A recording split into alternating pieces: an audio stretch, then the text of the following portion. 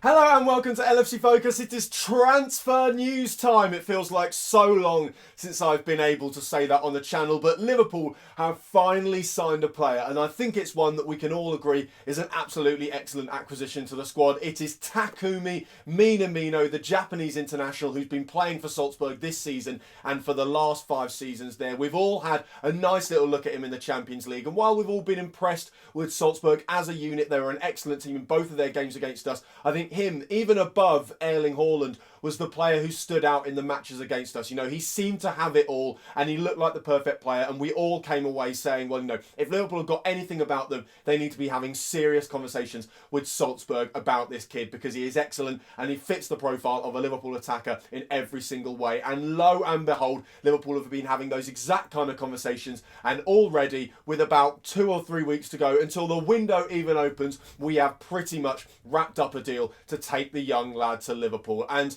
everything about this deal just reeks of professionalism, and that's what I really like about it. In the past, Liverpool have been a little bit messy in the transfer window, and while, you know, that's sometimes great for my channel because it means I can have 10s or 20 videos about transfer sagas, because you have the whole Van Dijk thing where, you know, bids are going in and then we get told we can't sign him and then he trains alone and all that, and then we eventually sign him.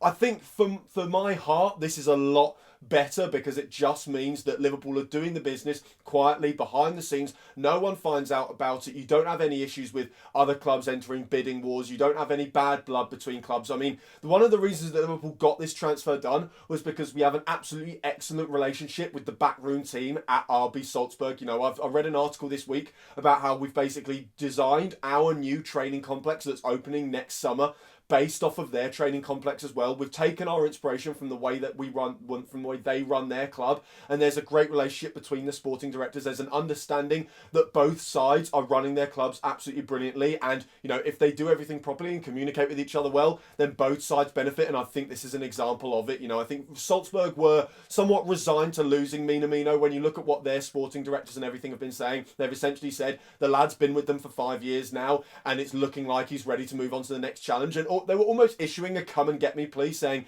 he's ready to take the step up now to top flight football at in a bigger league, at a bigger club, and that is exactly what's happened. And, you know, Liverpool were able to push to the front of the queue to sign him because of our good relationship with the backroom team at Salzburg. You know, Manchester United wanted him as well. Apparently there were plenty of Bundesliga clubs who were after him, which is no surprise given the kind of the links between obviously Salzburg and RB Leipzig, and of course the distance between Austria and Germany. It kind of makes sense. I think that's seen as more of a natural step in Austria, and apparently Minamino was actually very taken aback and flattered that a team as good as Liverpool, you know, we've got to remember we're the European champions, we're top of the league by a country mile at the moment, we're the champions elect in our own country as well. Minamino was absolutely thrilled to find out that we had an interest in him, and that's a fantastic sign as well, because hopefully it means he's going to give his absolute all for Liverpool, and at times, yeah, he will be willing to take a little bit of a backseat. Pardon me, I don't think he's going to fly into that first team straight off the bat, but I think there'll definitely be opportunities for him. Of course, you've got League Cup games coming up, hopefully, should we get past Aston Villa. Hopefully some more FA Cup games as we go into the latter stage of the season. And with both the Champions League and the Premier League getting to their business ends, I'm sure there'll be plenty of time for him to play. But I think in the meantime, it's just fantastic to have seen him sign for the club. It's fantastic to see him sign in this way. You know, again, the window's not even open and Liverpool are already wrapping up their business. This is how it should be, because the January window can be a bit mad. A lot of the time, clubs are kind of pinned up against the wall because they have no choice but to sign players. They're in a position where they think, well, our season's going to go down the Swanee if we don't sign a winger or a goal scorer or something like that. And the clubs that are selling can take advantage of that. But Liverpool have just been very, very smart with this. And of course, the £7.25 million release clause that Minamino has served us very, very nicely, because there's been a lot of chat today about how if that wasn't there, he probably would have costed somewhere in the region of £25 million. So it's an absolute bargain. It seems a bit like the Shaqiri deal, although the obvious difference is that Minamino is a lot younger. He seems to have a lot higher ceiling. He's coming to Liverpool to develop rather than coming to Liverpool in the kind of Shaqiri sense of, you know, obviously I think Shaqiri's kicked on here, but he's not really gone up several levels while he's been here, which is unsurprising given his age. Whereas Minamino looks like he does have the talent and the ability and the drive to become a real first-class forward at Liverpool. You know, he could be one of the best winger/strikers in the world if he really wants to be, and I think it's also great to know that we were scouting him before the Champions League games as well. Of course, that's no surprise given our relationship with Salzburg. We know they've got a fantastic academy. We know that because we've got Keita and Mane, who were both born and raised, well, not born, but they were raised and they were improved in that Salzburg academy. So we know that, you know, if we're struggling to find really good up-and-coming talent in Europe, then that's the place to go. So we've been looking at him for a while. Obviously, he impressed hugely in the Champions League games. It feels like that was almost the acid test for him to get him out at Anfield and see whether he can cope under that pressure. And, I mean, boy, did he. We all came away so impressed by him in that game. He gets a goal. He absolutely ran our defence ragged at times. That's Liverpool Football Club's defence, which is not a bad back line to be absolutely giving the runaround in their own backyard. So we're all hugely impressed by him. His stats pretty much speak for themselves. You know,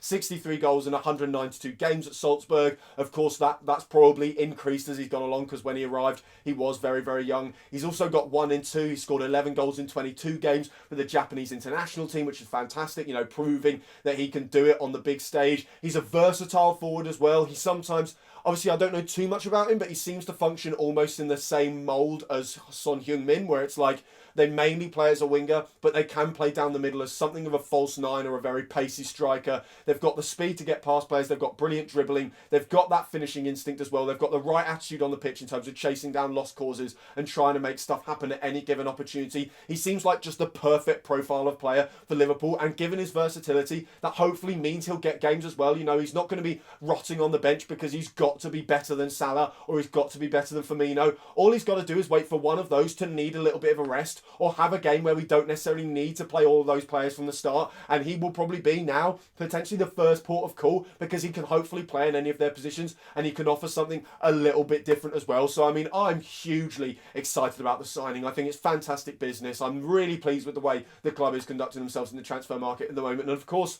given how good the first team is at the moment, it's really hard to make big money signings now. We're not going to see Liverpool splashing 50, 60, 70 million quid on players now. It's either going to be, you know, should we get Mbappe? And some people say it's a pipe dream. Some people are convinced it's going to happen once we get the Nike deal. But a player like that, a 200 million quid player, that's the only type of player we're going to sign who's going to go straight into the first team. So it's either going to be huge marquee signings that are backed up by big money deals like sponsorship deals and Nike coming in as our kit sponsor and stuff like that, or it's going to be younger lads like Minamino who are maybe willing to accept they're not going to go straight into the first team and, you know, aren't quite at their top level yet, but we can get them cheap, we can nurture them, they're in the perfect environment now, and later on in their careers they can become as good as Salah, as good as Mane, as good as Firmino, and can either usurp them in the first team or take their place once those players have been moved on or haven't quite got the ability to play week in, week out for Liverpool. So I don't think he's going to fly into the side this season. I certainly think he'll get his opportunities.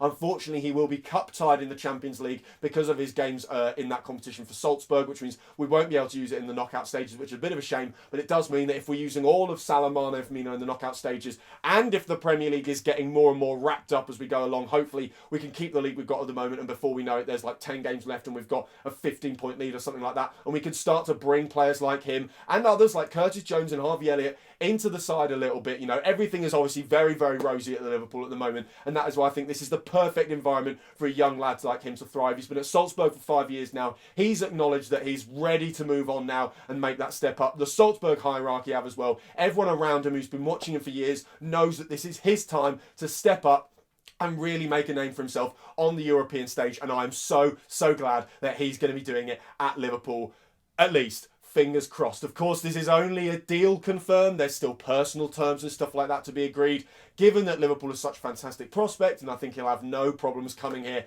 and playing for the European champions, I doubt personal terms is going to be too much of a stumbling block. But of course, it's unlikely we'll see too much official confirmation until a couple days before the window or before it's actually opened in January. But of course, getting it done early means he can probably go straight into the squad. He'll go into training. He'll go into those sub benches and starting 11s once the January fixture list starts. But in the meantime, it's fantastic to see that Liverpool have got some more business done, and here's some fingers crossed that we can get it over the line after doing the hard part, which is of course agreeing a deal with the club. So yeah, that is all for today's video. Thank you guys very, very much for watching. If you did enjoy the video, as always, you know what to do. Hit the like button down below. Don't forget to tell me down below in the comments as well what you think of the transfer. Hit that subscribe button there if you're new around here. Check out some of the other videos been out on the channel over the past few days as well. Don't forget to follow at LFC Focus TV on Twitter, and I'll be back soon with some pre-match content for that game against Watford. Until then, bye for now.